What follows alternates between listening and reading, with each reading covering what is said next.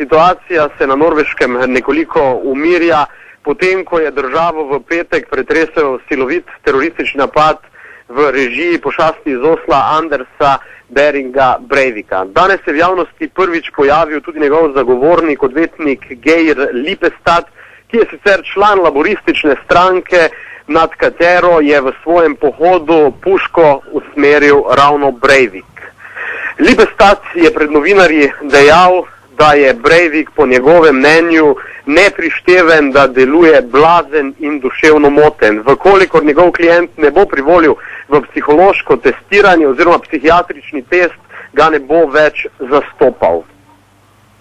Sicer pa je njegov odvetnik danes povedal še, da njegov klient vztraja pri tem, da je del velike mednarodne teroristične organizacije, ki je začela vojno proti islamizaciji Evrope in temu, da ta kontinent pokorijo muslimani.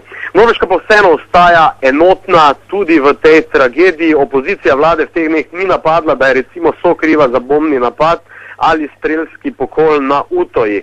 Tudi stranka Napredek, katere član je bil Breivik, se je ostro distancirala od njegovih stališč in obžalovala, da je kakorkoli, kdajkoli kaj imela z njim.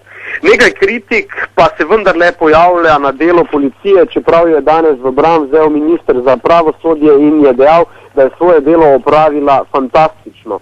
Na otok Utaja, kjer je bil strašen pokol, je namreč prišla krepko prepozno in dopustila, da je Breivik več kot uro nemoteno pobijal. Zdaj policija odvrača, da so bili helikopteri osredotočeni na središče mesta, medtem pa so lokalni mediji izbrskali, da je imel helikopter specialno enoto težave z vzletom zaradi tega, ker so na Norveškem počitnice. Čoln, s katerim so prve bojne enote odplule na otok, pa se je začel potapljati, ker je bilo na njem preveč policistov. Edinega policista, ki je bil na otoku, pa je Breivik takoj ubil. Norveški mediji so medtem razkrili, da je šlo za polbrata norveške princese Mette Marit.